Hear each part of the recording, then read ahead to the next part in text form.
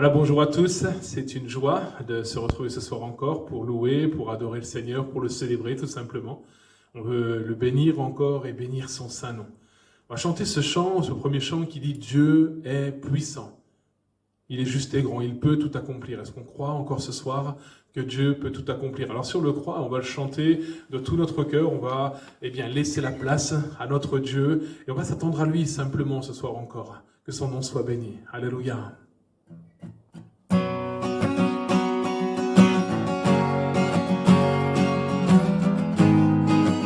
Alléluia.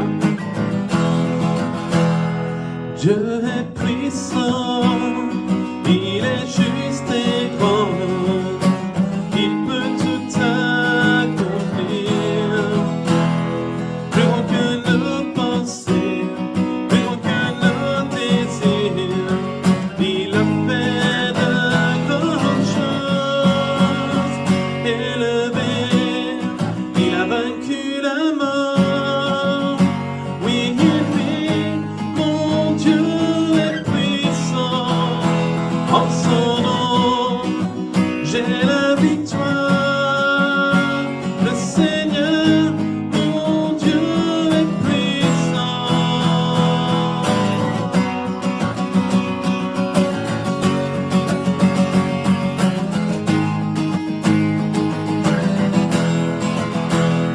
Dieu vit en nous, il est parmi nous, il ouvre la voie, plus grand que nos attentes, plus grand que nos espoirs, il a fait de grandes choses, élevé, il a vaincu la mort, oui, mon Dieu est puissant, en son nom, j'ai la victoire. Le Seigneur, mon Dieu est puissant, élevé, il a vaincu la mort. Oui, mon Dieu est puissant, en son nom, j'ai la victoire. Le Seigneur, mon Dieu est puissant. Dieu est ici, sa grâce nous conduit, il ne s'éloigne jamais, il ne s'éloigne jamais. Dieu est pour nous, ses bras sont ouverts, il nous tient dans sa main, il nous tient dans sa main. Dieu est ici, sa grâce nous conduit, il ne s'éloigne jamais, il ne s'éloigne jamais. Dieu est pour nous, ses bras sont ouverts, il nous tient dans sa main, il nous tient dans sa main. Élevé, il a vaincu la mort, oui, mon Dieu est puissant, en son nom, j'ai la victoire. Le Seigneur, mon Dieu est puissant, élevé, il a vaincu la mort, oui, mon Dieu est puissant, en son nom, j'ai la victoire. Le Seigneur, mon Dieu est puissant, le Seigneur, mon Dieu est puissant, le Seigneur, mon Dieu est puissant.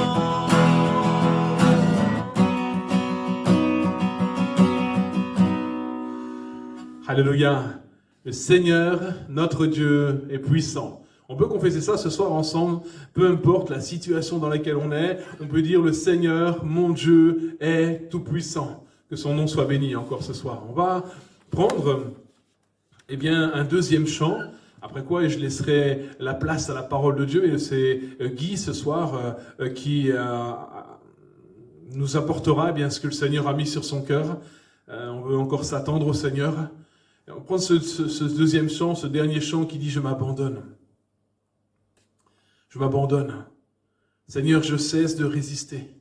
Seigneur, je cesse de te combattre parfois. Seigneur, je cesse d'essayer de m'en sortir tout seul. Je m'abandonne ce soir. Je veux te connaître plus. Je veux aller plus loin avec toi. Oh, que ton nom soit glorifié, mon Jésus. Alléluia.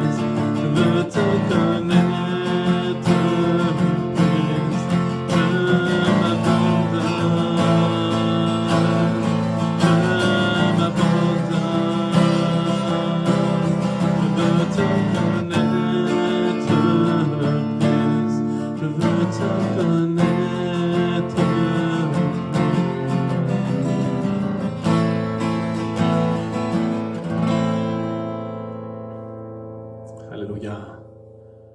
Puissions faire cette prière encore ce soir. Seigneur, je veux te connaître plus. Seigneur, je m'abandonne totalement entre tes mains. J'abandonne ma vie, mes espoirs, mes rêves. Seigneur, tout entre tes mains. Que le nom du Seigneur soit béni. Ce soir, on veut juste prier pour la parole de Dieu et que le Seigneur puisse ouvrir nos cœurs encore. Seigneur, merci pour ta parole qui va nous être annoncée maintenant. Que nos cœurs puissent être réceptifs. Que nous puissions avoir ce désir, Seigneur, de tout abandonner, même, Seigneur, parfois, nos réflexions. Que nous puissions, avoir des oreilles attentives à ce que tu veux nous communiquer. Seigneur, merci encore pour ce que tu vas faire. Je prie dans le nom de Jésus-Christ. Amen. Alléluia. Voilà, on laisse toute la place à la parole de Dieu. Bonsoir tout le monde. Je suis content d'être de nouveau avec vous pour ce temps autour de la parole de Dieu. Et bon, voilà, nous sommes de nouveau en confinement, malheureusement, et c'est vrai que la communion fraternelle nous manque un peu à tous, mais voilà, on continue à compter sur le Seigneur et à écouter ce que le Seigneur a à nous dire. Et j'aimerais tout de suite que nous puissions ouvrir notre Bible dans le premier livre des Rois, au chapitre 18 et le verset 21. 1 Roi, chapitre 18, verset 21. Alors Élie s'approcha de tout le peuple et dit : « Jusqu'à quand clocherez-vous des deux côtés ? Si l'Éternel est Dieu, allez après lui. Si c'est Baal, allez après lui. » Le peuple ne lui répondit rien. Vous connaissez pour la plupart d'entre vous ce récit de Élie qui se trouve sur le mont Carmel avec le peuple de Dieu et les prophètes de Baal. Et Élie, ce verset m'a vraiment interpellé parce qu'Élie pose une question, je pense, qui est importante pour Israël et qui, pour le peuple de Dieu à cette époque-là, mais qui est très importante aussi pour toi, pour moi, pour nous, aujourd'hui, encore. Il y a des moments dans notre cheminement avec notre Seigneur où Dieu nous parle, Dieu nous encourage, Dieu nous exhorte, nous instruit. Mais je pense qu'il y a des moments aussi dans nos vies où le Seigneur veut nous emmener plus loin, où le Seigneur désire que nous ayons peut-être une vraie remise en question dans notre existence, dans notre marche avec lui. Cette première phrase de ce verset, « Jusqu'à quand clocherez-vous des deux côtés ?» est une question importante. Dans d'autres versions, vous trouvez peut-être « Aurez-vous un comportement boiteux ?» ou alors « Jusqu'à quand allez-vous sautiller tantôt sur un pied, tantôt sur l'autre pied ?» C'est la question que le Seigneur nous pose aussi peut-être aujourd'hui de nouveau. Combien de temps cela va-t-il durer ? Jusqu'à quand ? Jusqu'à quand ? N'est-il pas peut-être pour chacun d'entre nous le temps de se poser la bonne question ?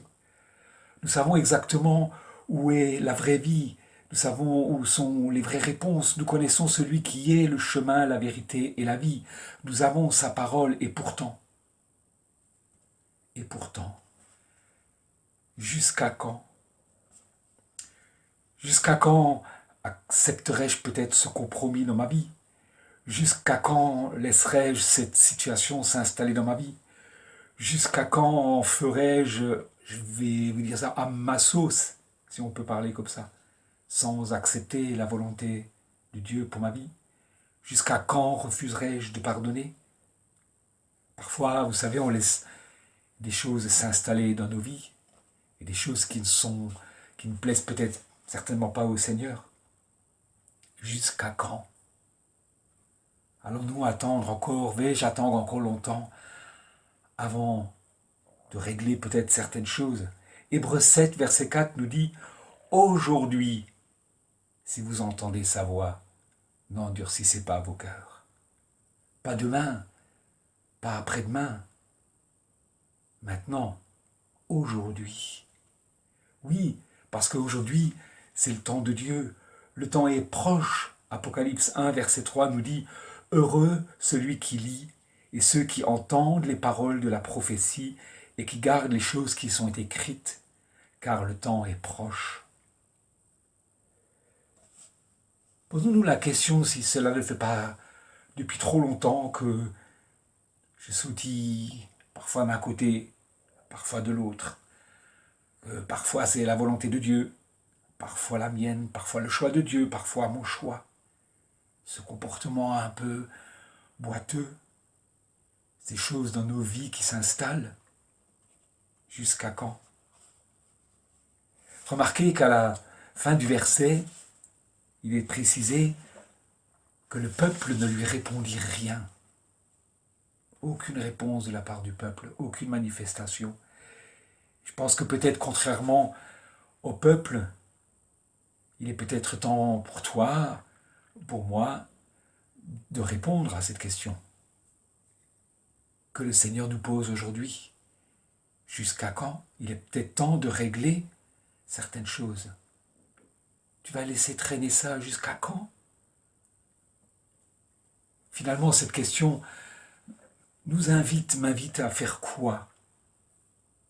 Comme pour le peuple, comme Élie qui a posé cette question au peuple d'Israël, cette question nous invite jusqu'à quand à prendre une décision, à faire un choix, à prendre position parfois. Finalement, à prendre mes responsabilités en tant qu'enfant de Dieu. Vous savez, Dieu, dans sa bonté, a laissé à l'homme la possibilité de choisir, de faire des choix. Et ce choix nous appartient aussi aujourd'hui. Pour la plupart d'entre nous, nous avons fait ce choix d'accepter le Seigneur dans notre vie, de lui remettre toute notre vie. Le jour où nous avons découvert et réalisé l'amour de Dieu au travers du sacrifice de son Fils Jésus-Christ, et nous avons choisi de le suivre. Et pourtant, lui avons-nous tout remis? Ou alors dans nos choix, dans notre comportement, dans nos décisions, dans notre vie de tous les jours, dans nos circonstances, dans nos situations? Faisons-nous le choix de Dieu ou notre choix? Celui de notre nature humaine et parfois des choix contraires à ceux de Dieu. Une fois d'un côté, une fois de l'autre côté. Une fois lui, une fois moi, etc. Vous savez bien que Dieu n'aime pas la tiédeur. Il le dit dans sa parole. Dieu vomit les tièdes. Josué, lui, a fait un choix, vous connaissez ce texte, et il a demandé au peuple d'en faire un aussi dans Josué 24, verset 15. Et si vous ne trouvez pas bon de servir l'Éternel, choisissez aujourd'hui qui vous voulez servir. Ou les dieux que servaient vos pères au-delà du fleuve, ou les dieux des Amoréens dans le pays dans lequel vous habitez. Et Josué a fait le choix, moi et ma maison, nous servirons l'Éternel.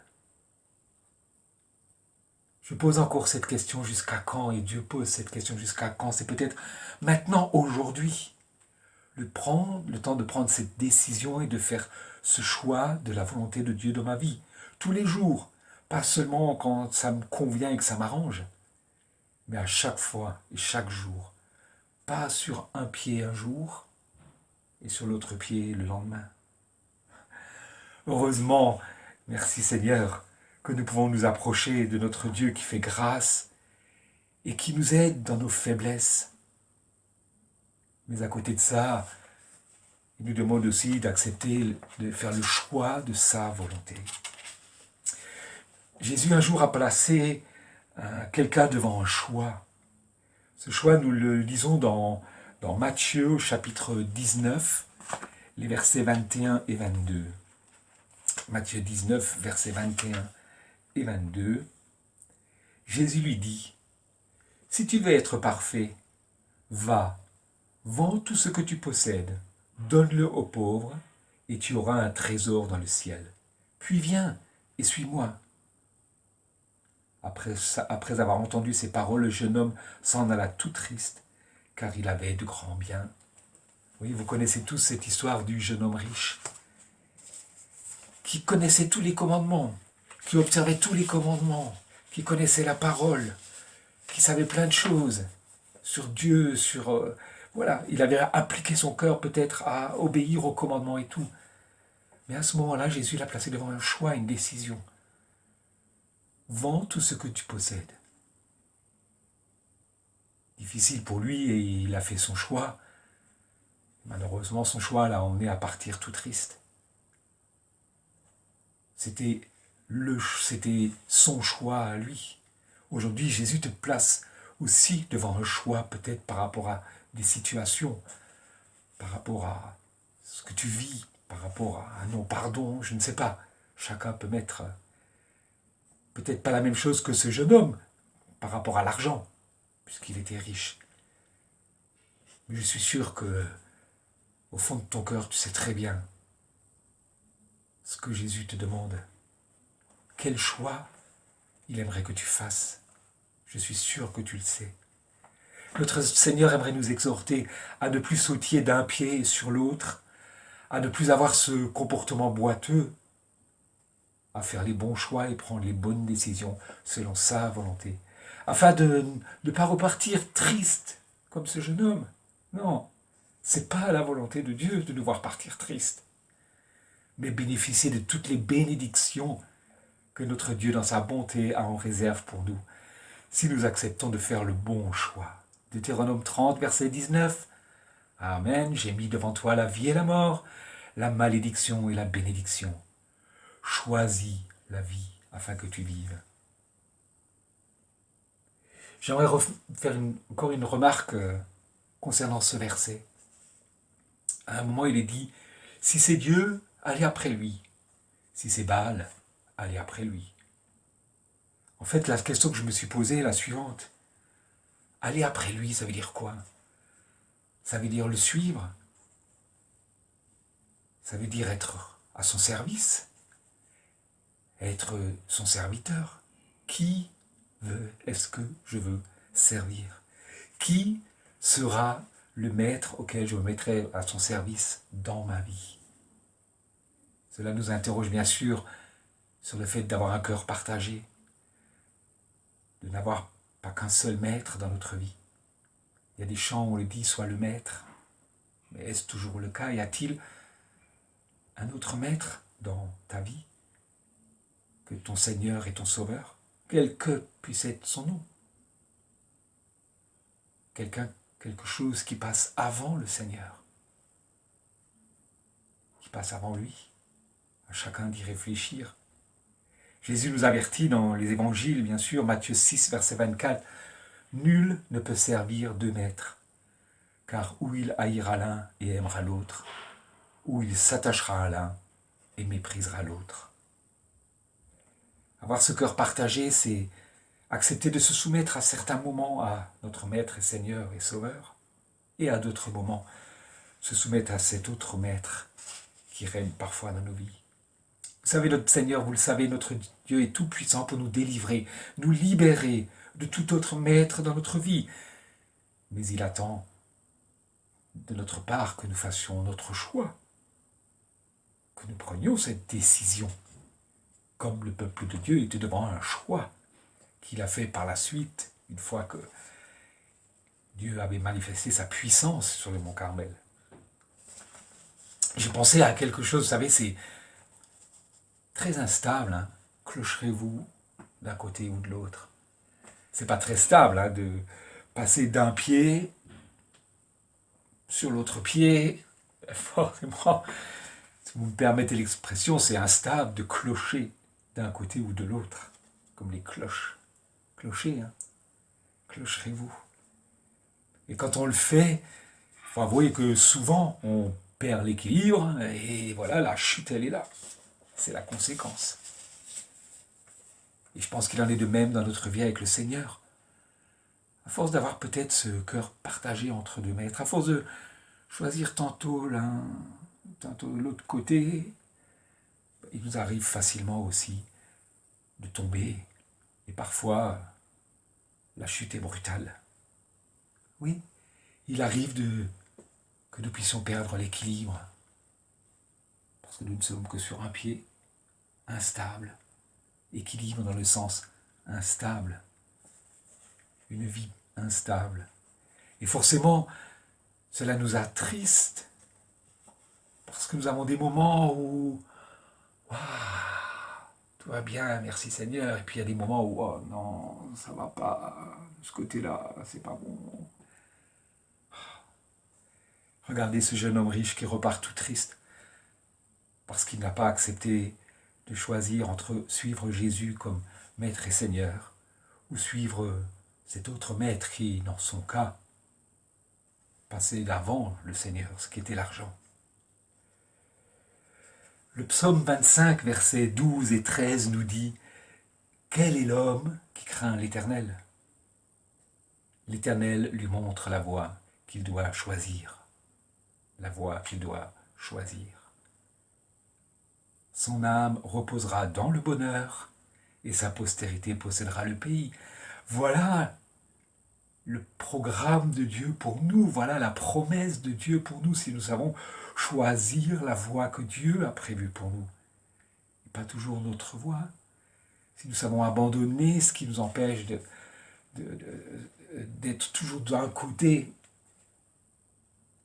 Oui. Ce soir, Seigneur, ou aujourd'hui, ça dépend le moment où vous regardez cette vidéo, jusqu'à quand? Combien de temps encore vais-je rester là? Et puis forcément être dans un parfois bien, parfois moins bien. Vous savez, je l'ai dit, hein, le temps est proche. Osée l'avait rappelé au peuple de Dieu au chapitre 10 de Osée, où il reproche au peuple de Dieu d'avoir un cœur partagé. Je crois que c'est au verset 2. Et au verset 12, il leur dit, il est temps de chercher l'Éternel. À cette question jusqu'à quand, je crois qu'il est temps pour toi, pour moi, de répondre. De ne pas faire comme le peuple d'Israël qui ne répondit rien. Mais de faire ce choix et de répondre à cette question de qui je veux servir. Qui sera le maître dans ma vie? Vais-je continuer à balloter d'un côté ou de l'autre? Ou vais-je accepter de faire la volonté de Dieu avec toutes les promesses qui sont attribuées, de trouver enfin une stabilité. Le choix, je crois qu'il est encore plus important, je trouve, dans cette période si particulière, où l'instabilité est un peu partout, hein. On le voit, l'instabilité sanitaire, économique, sociale, politique. Tout ce monde qui est tellement instable. Pouvons-nous être ceux qui montreront que nous avons trouvé cette stabilité sur les deux pieds avec notre Dieu? Oui, ce soir, aujourd'hui, j'aimerais t'inviter encore à poser tes deux pieds forcément du bon côté, du côté de Dieu. À faire le choix de poser tes pieds, non pas sur le côté instable, peut-être de ce monde qui un jour prendra fin, mais de poser tes deux pieds solides, fermes. Et sur qui d'autre, sur quoi d'autre sinon sur celui qui est notre rocher, celui qui nous permet de rester stable. J'aimerais juste vous lire le psaume 62, les versets 6 à 8. Psaume 62, versets 6 à 8. Oui, mon âme, confie-toi en Dieu, car de lui vient mon espérance. Oui, c'est lui qui est mon rocher et mon salut, ma haute retraite. Je ne chancellerai pas, je resterai debout. Sur Dieu repose mon salut et ma gloire, le rocher de ma force. Mon refuge est en Dieu, c'est lui le rocher. C'est sur son côté que nous pouvons poser nos deux pieds, afin de ne plus clocheter d'un côté ou de l'autre, mais à être fermement ancrés en Dieu. Psaume 73, verset 26 nous dit « Mon cœur et ma chair peuvent se consumer. Dieu sera toujours le rocher de mon cœur et mon partage. » Amen. Dieu sera toujours le rocher de mon cœur et de mon partage. Ésaïe 26, verset 4 nous dit « Confiez-vous en l'Éternel à perpétuité, car l'Éternel L'Éternel est le rocher des siècles. Alléluia. Il est les rochers des siècles. Il est celui sur lequel je peux m'appuyer fermement. Aujourd'hui encore, je pense que Dieu lance un appel à chacun d'entre nous à choisir le bon côté, à ne plus clocheter, à ne plus avoir ce comportement boiteux, mais à nous confier entièrement en notre Dieu, à faire les bons choix dans nos vies, à prendre les bonnes décisions, à régler les choses peut-être aussi, avec son aide, évidemment. Et vous pouvez compter sur son aide. Alléluia. Merci Seigneur, parce que tu es celui qui, jour après jour, nous soutient. Seigneur, nous te remercions parce que tu es notre rocher, tu es celui sur lequel nous pouvons nous appuyer jour après jour fermement, Seigneur. Mais Seigneur, je crois que ce soir aussi, tu demandes à chacun d'entre nous de faire des choix. Non pas demain, non pas après-demain, non pas dans 10 ans, mais de régler des choses maintenant, afin de pouvoir goûter à toutes les bénédictions que tu as en réserve. Seigneur, que ce soir encore chacun d'entre nous, nous puissions dire, c'est toi notre Seigneur et Sauveur, c'est toi notre Maître. Et nous n'en voulons pas d'autre. Seigneur, avec ton Esprit Saint, conduis-nous en toutes choses, jour après jour, chaque jour, chaque fois que nous sommes devant des choix et des situations, à regarder à toi tout le temps et à compter sur toi, parce que tu es celui qui ne nous abandonne pas, tu es notre Dieu, notre Seigneur et notre Sauveur. C'est un appel que tu lances aujourd'hui, que chacun d'entre nous dans son cœur puisse répondre à cet appel, non pas jusqu'à quand, mais maintenant, Seigneur. Aujourd'hui, je veux te suivre. Aujourd'hui, je veux que tu viennes vraiment, Maître et Seigneur dans ma vie. Aujourd'hui, je veux poser mes 2 pieds sur le rocher que tu es, afin de ne pas perdre l'équilibre, de ne pas tomber, mais d'être ancré en toi entièrement. Gloire, honneur et louange à ton saint nom. Amen. Voilà, soyez bénis. À très bientôt, j'espère qu'on pourra se revoir pour chanter les louanges de notre Seigneur ensemble. À bientôt. Au revoir.